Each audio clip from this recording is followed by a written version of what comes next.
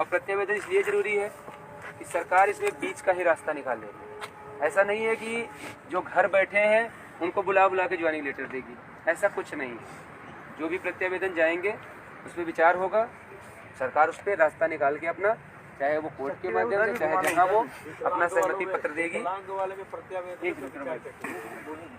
तो जैसे ही रास्ता निकालेगी वो, तो जितने लोगों का प्रत्यावेदन रहेगा उस पर बाकायदा अध्ययन होता है, अधिकारी उस पर वर्क करते हैं, देखते हैं कि सारे मानक पूरे करते हैं कि नहीं करते हैं। जब करते हैं तो फिर सरकार को प्रस्ताव बना के देते हैं कि इतने लोग इस ढंग से विवाद में हैं, इतने लोगों को आप हम चाहें तो दे सकते हैं, हमारे पास इतने पद हैं।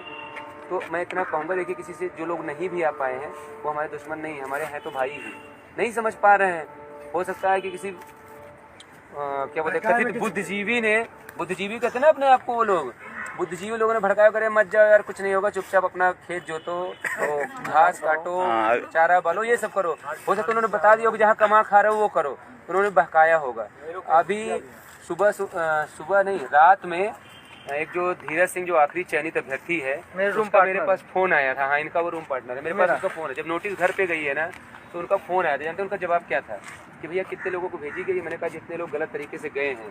तो उसका जवाब ये था कि भैया 7149 लोग तो जनरल वाले गलत घुसे हैं, इसका मतलब सबको गई है कि सिर्फ मुझे आई है? मैंने कहा नहीं, सबको गई है नोटिस, परेशान मत होकर। भैया नौकरी बच जाएगी कि जाएगी? गलती हमारी तो है नहीं, गलती तो सरकार की है।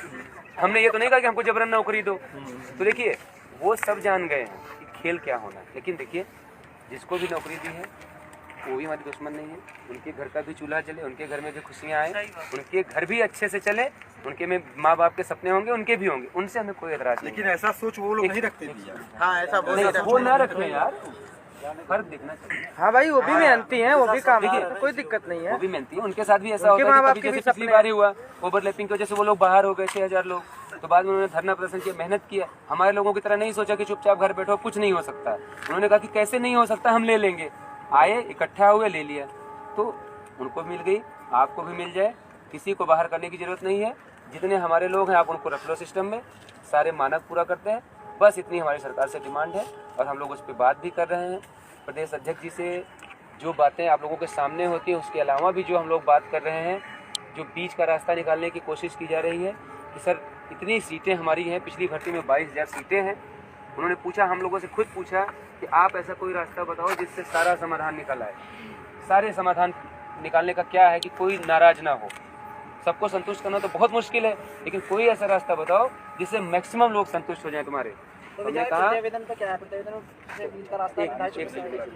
तो हमने ये कहा है कि दो रास्ते हैं आपके पास, या तो आप 22,000 सीटें जोड़ दीजिए जो पिछली भर्ती की खाली रह गई हैं, क्योंकि दो सुप्रीम कोर्ट के जजमेंट है कि आपको 2 भर्तियों में ही इनको भरने हैं। तो पिछली 68,500 हो गई, ये 69,500 पूरी हो रही है।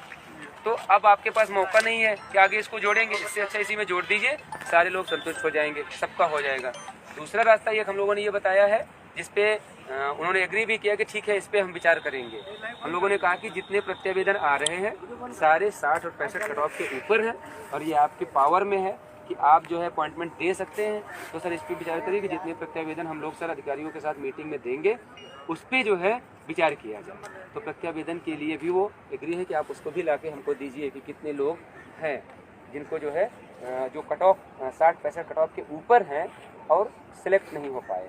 गुणांक सर मतलब नहीं, गुणांक से नहीं मतलब है, 60-65 कट ऑफ के ऊपर हैं। सर भड़काने वाले बहुत भड़काए, लेकिन सभी उम्मीद लेकर आए हैं। हाँ, वो भड़काएंगे, देखिए उनका काम है।